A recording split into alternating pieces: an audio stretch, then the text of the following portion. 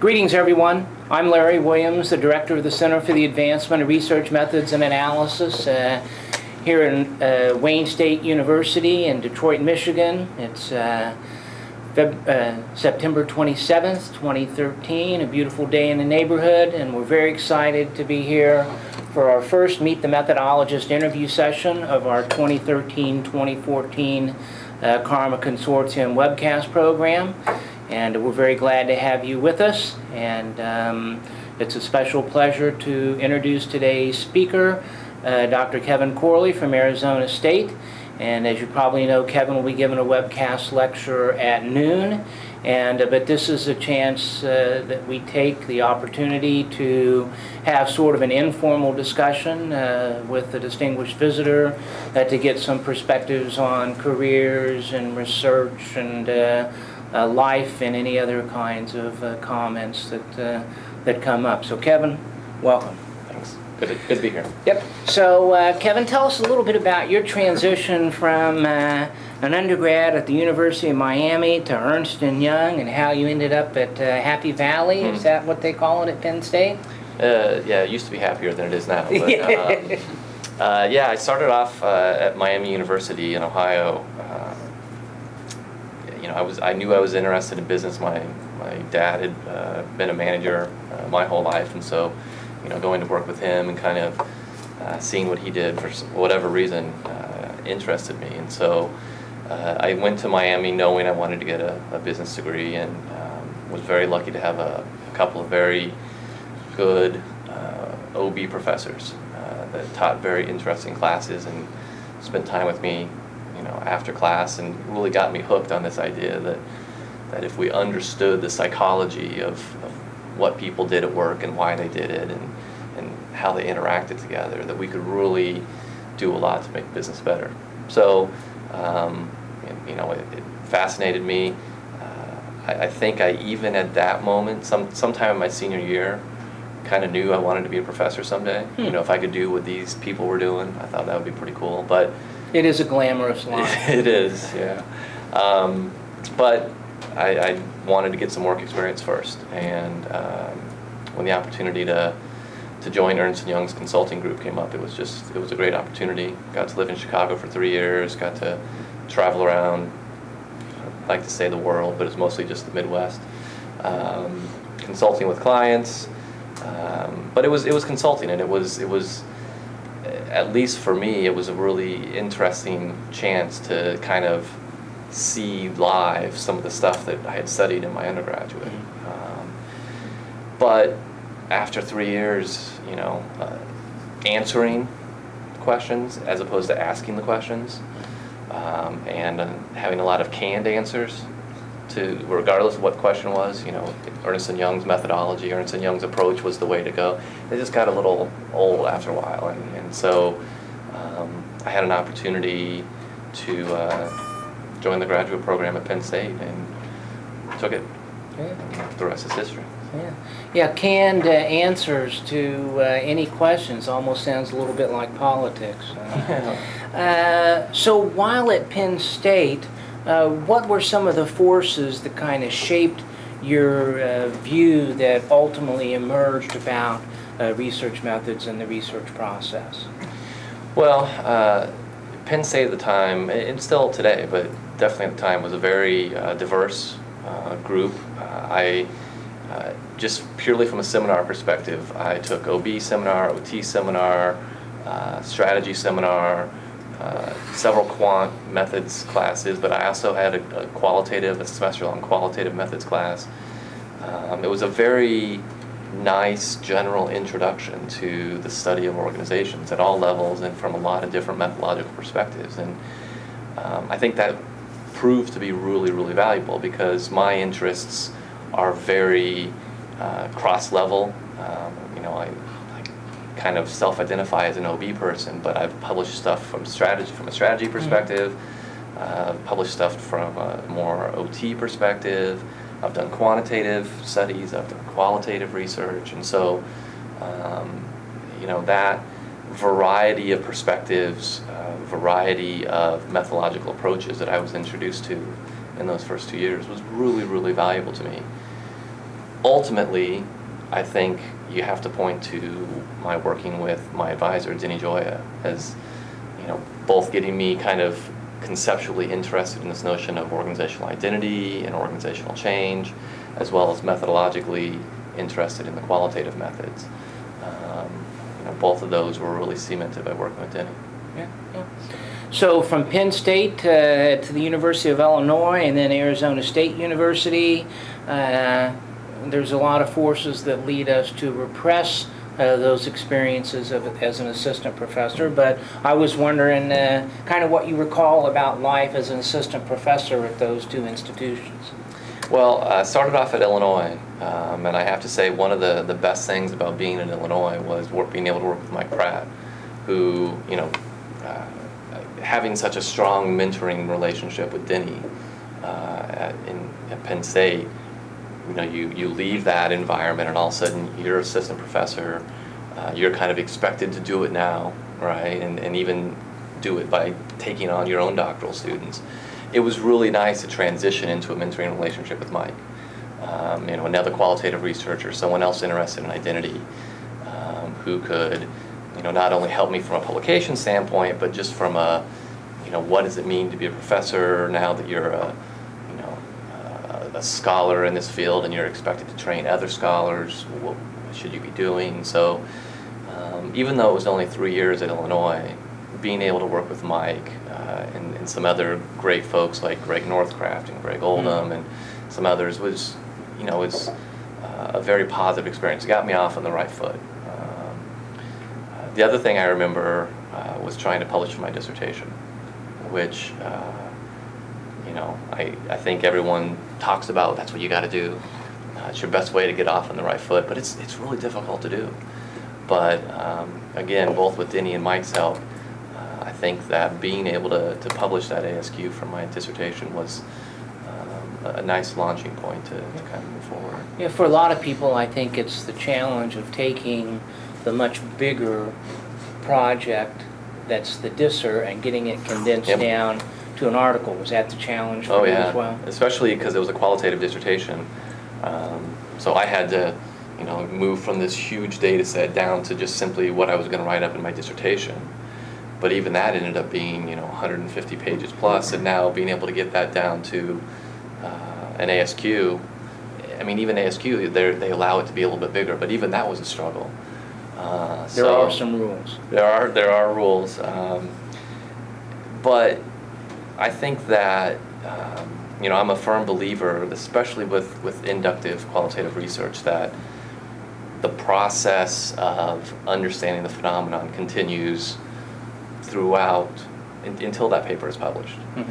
And so being forced to go from that dissertation down to the ASQ submission in and of itself was a really useful exercise, because it really forced me to be much more rigorous in my thinking about what it was that my data was representing. What was it that I had captured, and what did it mean? And so even looking back at comparing the dissertation to that ASQ paper, even though they're from the same project and ostensibly are the same thing, I can still see that that advancement in my thinking and my understanding. I have been going through that process. So it was a challenge. It was difficult, but I think in the end it was really helpful, because it really made the ideas that ended up in that ASQ paper even that much more solid. Yeah. Well, they learned you well because you had a lot of success as a junior faculty member, and it was that success that propelled you to an appointment as associate editor of the Academy Management Journal, of which you're just now kind of winding things down. What's that experience been like for you? Absolutely incredible. I wondered when I was asked by Jason Colquitt to be an associate editor, I wondered if it was the right thing to do. I had just recently gotten tenure. Everyone says you get tenure, you get all these different responsibilities thrown on you, and you have to learn to say no. But in the end, it turned out to be a really, really good choice, because for my own personal self-development as a scholar, I don't think there's anything that I could have done that would have been better for me at that time than to spend 3 years reading all these papers being sent in, but not only that, but reading all the reviews of those papers and seeing how some really, really good people break down and dissect a paper that's sent to them for review, and then how that process of authors responding to reviewers and reviewers responding to authors over the course of an R&R process, how that works, and how, as ugly as it can be sometimes, can lead to a really beautiful thing in a publishable paper. It was a really good experience, and so how has there been any way in which that experience you think has influenced you as a researcher, or how that you approach the prospect and the craft of researching and writing different, having been through that experience? Well, I don't know. I'm just coming to an end. Been too busy to do any, huh? Almost. My term ended at the end of June. I still, as we were talking about earlier, still have a lot of papers. So every paper that was sent to me that is in an R&R process, I'm going to see through till the end. So, I still have a couple more years of doing this. But I think, the one thing that I know that it's done for me is it really gave me an opportunity to stop and think about what the process of writing a paper involves, and this idea that you are taking your experiences and translating them for an audience that was not able to be in the organization that you were studying. They weren't able to hear the interviews that you did. They aren't able to read those transcripts, see your observation notes, and yet you still have to somehow provide for them a very vivid sense of what the phenomenon was, and how those people that were living it, how they experienced it, and what then that all means for us, this scholarly community, that we can step away from it and actually have learned something about that phenomenon. And it's a daunting prospect to think about it in that sense, but I guess having for 3 years watched a lot of rough papers improve over the course of that review process and get to the point where they actually make a really important statement in the field has really shown me, I wouldn't say shift me from being a pessimist to an optimist, but it's really shown me that there's a lot of potential in this process, and if you let it run its course, and you really get into it, it can really help you create more than just another publication for your vita. You can actually make a statement that, whether it's a doctoral student somewhere down the line or another professor is going to read that and say, oh, wait a minute, this helps me understand something in my own research, or this helps me understand something I can take into the classroom and help that practicing manager with. And so it's good to come out of this 3-year period and feel more positive about this process than the opposite, come out and feel negative about it. So I like that. I hang out with some of my friends and colleagues that have expertise in quantitative methods, and get to reflecting about the state of affairs in our top journals, and oftentimes there's a sense of frustration about the quality of the applications of quantitative methods, and the belief that we got to fix this problem, we got to fix that problem. So is there a similar thing that goes on amongst the methodologists and those with expertise in qualitative methods, that they look at the applications that they see published or maybe unpublished and think, boy, if we could just change these 3 things, it would really improve the state of affairs? And if there is that, what would be some examples of those things? Well, I don't know, a couple things jump to mind. One, you can tell almost immediately when someone has conveniently taken a qualitative approach. And what I mean by that is, they had some qualitative data, or they had an opportunity to talk to some people as they were doing surveys or something like that, and they did not put in the foresight, the thinking beforehand to really think, okay, how am I going to collect this qualitative data in such a way that I can show a rigorous process at the end, and that the theory that I'm trying to show emerge from this data is actually plausible explanation for what's going on. You can really tell, at least I can. I should say, having read so many qualitative papers now, it's pretty apparent when someone really applied what we now know are some very rigorous approaches to qualitative research versus those people who, this was just kind of by convenience. I had this qualitative data. Let's write it up in a paper and submit it.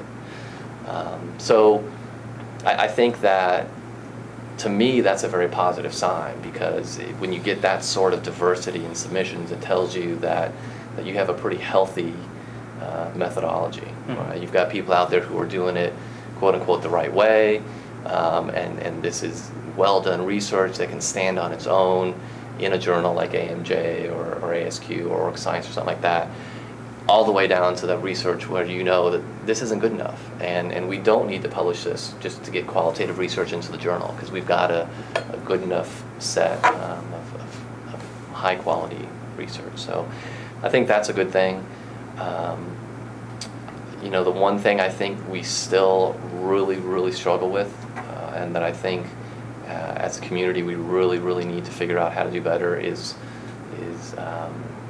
multi-method research. Mm-hmm. Over my 3 years at AMJ, I cannot think of a single really well done qual-quant piece that was submitted to AMJ. Now, I'm sure some other editors, some of those qual-quant papers might have been sent to a quantitative editor, but I think it's something that I see a lot of value, I see a lot of potential in multi-method research, studies that are able to provide a qualitative and a quantitative, an inductive and a deductive view of a phenomenon, I think are really valuable, but I think it's a very difficult thing to do, and we don't see a lot of it, and even a lot of the things about our journals aren't set up well to take in that type of research. Whether it's something having to do with the length of the paper, or the fact that it's going to be sent to reviewers who are typically either quantitative mm-hmm. or qualitative, and so they don't know what to do with a mixed method paper. I think that's something that as a field we really need to think a lot about.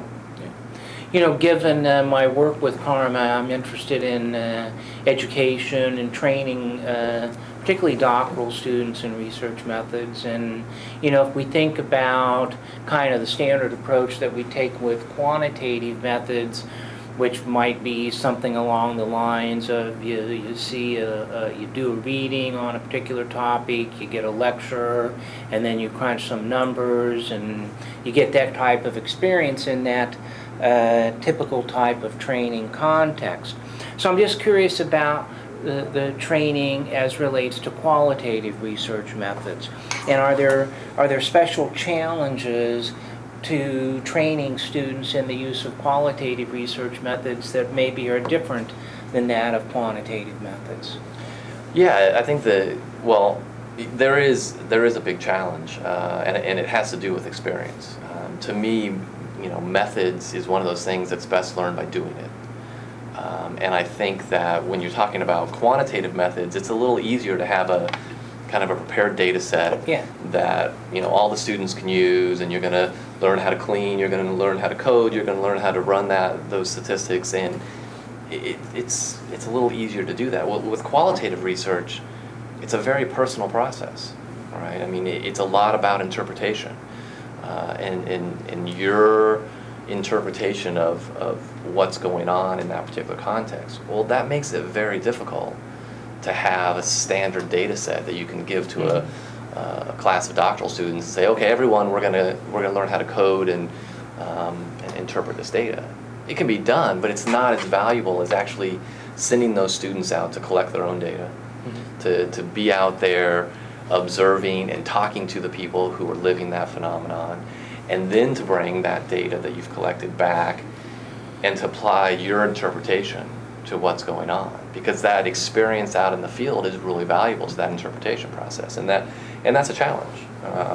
Even a semester-long qualitative methods course, you don't have a lot of time to kind of teach the data collection methods and then send the students out, have them collect data, bring it back into the classroom, and use it. Mm-hmm. And then the extra challenge is that each student has their own data set, right? Mm-hmm. So as a professor, you don't have as much quality control over the type of data that your students are working with, because they were first-time data collectors and they're the ones who collected it, and some of them might have done better than others. So I think that's a big challenge if you buy into my premise that experiencing methods is the best way to learn it. Mm-hmm. Yeah, it's almost like I'm just struck by your use of the term interpretation. I'm thinking that, well, boy, when we teach the quantitative courses, we do talk a lot about interpretation, but it's more along the lines of trying to develop some simple decision rules that if you get this statistic and it's at this level or it's that value, it's a binary type of interpretation, which lends itself to being standardized a lot more than interpretation. And in that context. So now I know that over the years, one of the things that you've been interested in is the bridging of qualitative and quantitative methods. So what types of things do you think that that we could do to make those bridges bigger and stronger? Well, I think one of the easiest ways to do that is through research collaborations. Mm-hmm. If you have someone who is well trained in qualitative research and has been doing high quality qualitative research for a while, it's natural that some of their quantitative skills might have slipped, or they're not in that frame of mind. If you've had someone who is well trained on the quantitative side and they've been doing high quality deductive research for a while, it makes sense that it would be difficult for them to get into the inductive qualitative. But if you're able to combine that, and develop research collaborations where those two different expertises are brought together, I think that's an easier way than perhaps expecting a single individual to do it. Now that might seem obvious, but I think it's changing, but I think traditionally there's a bias in our field that the single researcher, the single authored A is somehow better than the co-authored A publication, or if you can show that you can do a research project and publish by yourself, that somehow you've proven something over those people who have to work with someone else. Well, I guess I can understand some of the historical reasons for that, but you look at the complexity of the phenomena that we're starting to study, and the complexity of the methods we're getting into, and especially multi-method, inductive, deductive studies. And research collaborations make a lot more sense in that type of arena. And so, to me, I think that's something that I would like to see more of is those two different scholars or more scholars coming together, bringing their different areas of expertise to bear on a more holistic view of phenomenon. Allow us to do more longitudinal research, allow us to do more inductive and deductive, or what I think is pretty interesting, the deductive, that didn't turn out the way we thought, let's do an inductive study to find out why. You don't get that very often. So, Kevin, as I mentioned at the beginning, you're here to give a webcast lecture, and that'll be starting at noon. Can you kind of give us a preview of what you're going to be doing? Yeah, what I'm going to talk about today is the idea, the notion of rigor in qualitative research.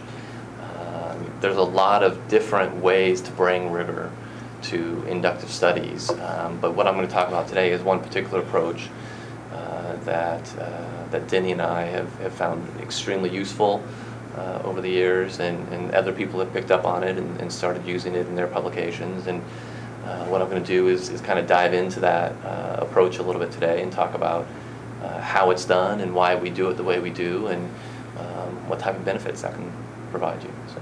Great, great. Well, I think it will be maybe the 89th Karma webcast lectures that we've done since the beginning of fall of 2004. And it's an extra special treat because Kevin actually participated in a Karma event as a graduate student. And so it's just very exciting to have you here. We appreciate you taking the time from your busy schedule, and we really look forward to your webcast later. Thanks Good so to be much. here. Thanks. Yep. All right, thank you.